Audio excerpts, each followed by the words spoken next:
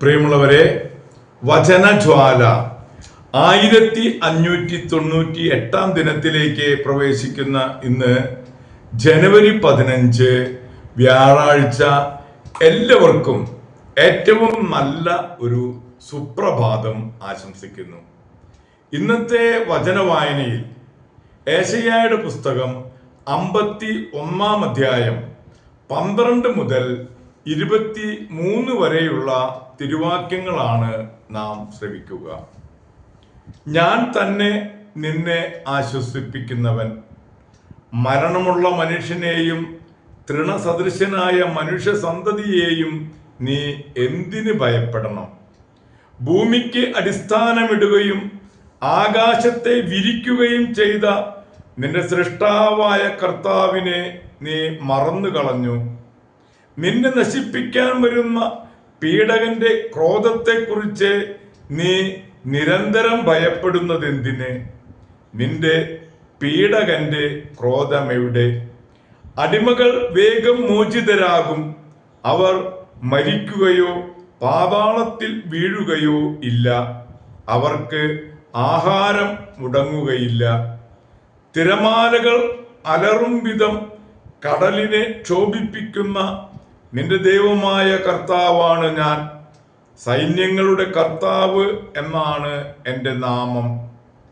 ആകാശത്തെ വിരിച്ചും ഭൂമിക്ക് അടിസ്ഥാനമിട്ടും സിയോനോട് നീ എൻ്റെ ജനമാണ് എന്ന് പറഞ്ഞും എൻ്റെ വചനം നിന്റെ അധരങ്ങളിൽ ഞാൻ നിക്ഷേപിച്ചിരിക്കുന്നു. എൻ്റെ കരത്തിൻ്റെ തണലിൽ ഞാൻ നിന്നെ മറച്ചിരിക്കുന്നു.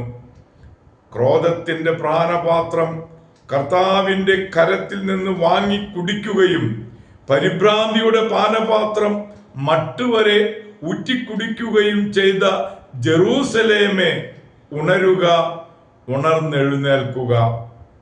അവൾ പ്രസവിച്ച പുത്രന്മാരിൽ ആരും അവളെ നയിക്കാനില്ല. അവൾ പോറ്റിയ പുത്രന്മാരിൽ ആരും അവളെ കൈപ്പിടിച്ച് നടത്താനില്ല. ഈ 2 ദൗർഭാഗ്യങ്ങളും നിനക്ക് ഭവിച്ചിരിക്കുന്നു. ആര് നിന്നോട് സഹതപിക്കും? ശൂന്യതയും നാശവും പഞ്ഞവും വാളും ആര് നിന്നെ ആശ്വസിപ്പിക്കും? വലയിൽ കുടുങ്ങിയ മാനിനെ പോലെ നിന്റെ പുത്രർ വഴിക്കവലകളിൽ മയങ്ങിക്കിടക്കുന്നു. അവരുടെ മേൽ കർത്താവിന്റെ ക്രോധവും ദൈവത്തിന്റെ ഭർസനവും കുന്നുകൂടിയിരിക്കുന്നു. അതിപീഡനം സഹിക്കുന്നവളെ, വീഞ്ഞു കുടിക്കാതെ ബോധമറ്റവളെ കേൾക്കുക. തന്റെ ജനത്തിന് വേണ്ടി വാദിക്കുന്ന നിന്റെ ദൈവമായ കർത്താവ് അരുളി ചെയ്യുന്നു, ഇതാ പരിഭ്രാന്തിയുടെ പാനപാത്രം നിന്റെ കയ്യിൽ നിന്ന് ഞാൻ എടുത്തു മാറ്റിയിരിക്കുന്നു. ക്രോധത്തിന്റെ പാനപാത്രം മേലിൽ നീ കുടിക്കുകയില്ല. കുനിയുക, ഞാൻ കടന്നു പോകട്ടെ എന്ന് നിന്നെ ദ്രോഹിച്ചവർ പറയുമ്പോൾ, അവർ കടന്നു പോകാനുള്ള നിലവും തെരുവീതിയും പോലെ നീ നിന്റെ പുറം വിട്ടുകൊടുത്തിരുന്നു അല്ലോ. അവരുടെ കയ്യിൽ ഞാൻ ഈ പാനപാത്രം വെച്ചുകൊടുക്കും. ദൈവത്തിൻ്റെ തിരുവചനമാണ് നാം ശ്രവിച്ചത്. പ്രിയമുള്ളവരെ, ആഗോള കത്തോലിക്ക സഭയിൽ ഇന്ന് പ്രഥമ ക്രിസ്ത്യൻ സന്യാസിയായ വിശുദ്ധ പൗലോസിനെ അനുസ്മരിക്കുന്ന പൊൻസുദിനം. ക്രൈസ്തവ സന്യാസികൾ ആദ്യം പ്രത്യക്ഷപ്പെട്ടത് ഈജിപ്തിലാണ്. അവരിൽ പ്രഥമനാണ് വിശുദ്ധ പൗലോസ്. ചെറുപ്പത്തിൽ മാതാപിതാക്കൾ മരിച്ചു പോയെങ്കിലും നല്ല വിദ്യാഭ്യാസം ലഭിച്ചു. സേസിയൂസ് ചക്രവർത്തിയുടെ മതപീഡനത്തെ ഭയന്ന് മരുഭൂമിയിലേക്ക് ഒളിച്ചു പോയിട്ടുണ്ട്. ഒരു ഗുഹയിൽ താമസിച്ച് ഇല കൊണ്ട് വസ്ത്രമുണ്ടാക്കി അവിടുത്തെ പഴം മാത്രം കഴിച്ച് ജീവിച്ചു. 22 വയസ്സ് മുതൽ 21 കൊല്ലം ഇങ്ങനെ കഴിഞ്ഞു.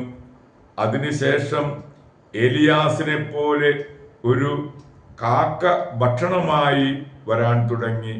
ഇങ്ങനെ 7 കൊല്ലത്തോളം തുടർന്നു.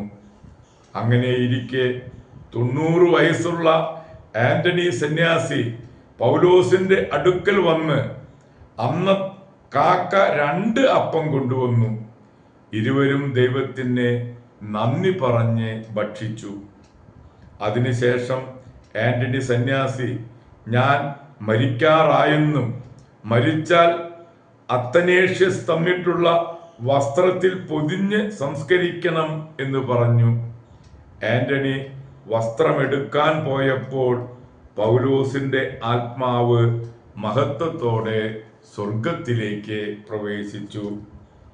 പ്രിയമുള്ളവരെ, പൗലോസ് മുട്ടുകുത്തി നിൽക്കുന്ന നിലയിൽ മരിച്ചു. പ്രിയരെ, ഇന്നു തന്നെയാണ് വിശുദ്ധ മക്കാരിയൂസ് സീനിയറെയും അനുസ്മരിക്കുന്നത്. 112 വയസ്സിൽ മരിച്ച വിശുദ്ധ പൗലോസിന്റെയും വിശുദ്ധ മക്കാരിയൂസിന്റെയും മധ്യസ്ഥം യാചിച്ച് ഇന്നത്തെ ഈ നല്ല ദിവസത്തിലേക്ക് നമുക്ക് പ്രവേശിക്കാം. എല്ലാവർക്കും നല്ല ഒരു വ്യാഴാഴ്ച ദിവസം ആശംസിക്കുന്നു. ദൈവം നമ്മെ ഓരോരുത്തരെയും സമൃദ്ധമായി അനുഗ്രഹിക്കട്ടെ.